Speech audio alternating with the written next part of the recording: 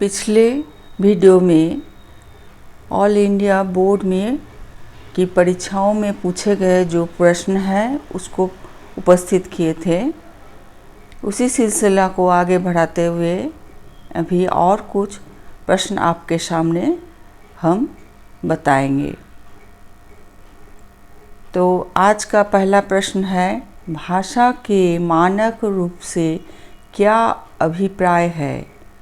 सोदाहरण समझाइए। 2 नंबर है, अवधि में लिखे गए किसी एक प्रमुख ग्रंथ का नाम लिखिए। तीसरा सवाल है, हिंदी की लिपि का नाम क्या है? चौथा है, भाषा और लिपि के अंतर को स्पष्ट कीजिए। पांचवा है, व्याकरण किसे कहते हैं? छठा है, मुगल काल में हिंदी भाषा पर प्रभाव डालने वाली 2 प्रमुख भाषाएं कौन सी थी? उसके बाद वाला सवाल है, ब्रज भाषा का प्रारंभिक महत्वपूर्ण कवि कौन था? उसके बाद के सवाल में जाते हैं, दक्षिणी उर्दू की लिपि क्या है? उसके बाद वाला सवाल है, काव्य भाषा के रूप में मैथिली को किसने चरम उत्कर्ष पर पहुंचाया? उसके बाद का सवाल है, हिंदी को भारतीय संघ की राजभाषा के रूप में कब स्वीकार किया गया? उसके बाद लिपि किसे कहते हैं? इसके बाद वह सवाल है, भारत में किन 2 प्रमुख भाषा परिवारों की भाषाएं बोली जाती है? उसके बाद वाला सवाल है, आधुनिक भारतीय आर्य भाषाओं का विकास कौन सी भाषा से हुआ है?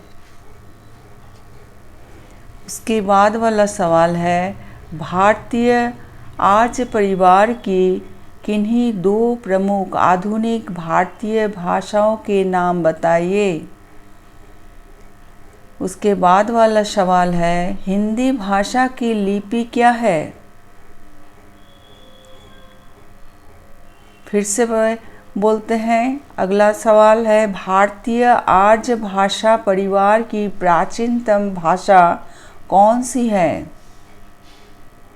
उसके बाद है, खड़ी बोली का साहित्य भाषा के रूप में वास्तविक विकास कब हुआ? उसके बाद वाला सवाल है, द्रविड़ परिवार के किन्हीं 2 भाषाओं के नाम बताइए। उसके बाद वाला सवाल है, दक्षिणी हिंदी का विकास कहाँ हुआ?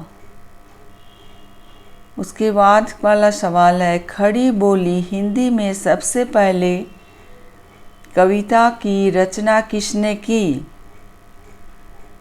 उसके बाद वाला सवाल है, पश्चिमी हिंदी की एक प्रमुख बोली का नाम बताइए। उसके बाद वाला सवाल है, हिंदी का संबंध भारत के किस भाषा परिवार से है? उसके बाद वाला सवाल है, आज की हिंदी भाषा अपनी किस बोली का साहित्यिक रूप है?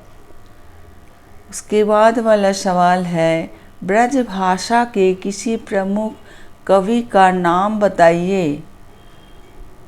उसके बाद वाला सवाल है, भोजपुरी हिंदी किस उपभाषा वर्ग की बोली है? तो भाषा और व्याकरण का जो चैप्टर था उसमें से जो क्वेश्चन बोर्ड में आ चुके हैं उसका प्रश्न आपके सामने उपस्थित मैं कर दी, लेकिन 1-2 सवाल है, एक ईयर में आया है, शायद 1-2 सवाल रिपीट हो सकती है। आगे बने रहिए, नए नए तथ्य आपके सामने आते रहेंगे।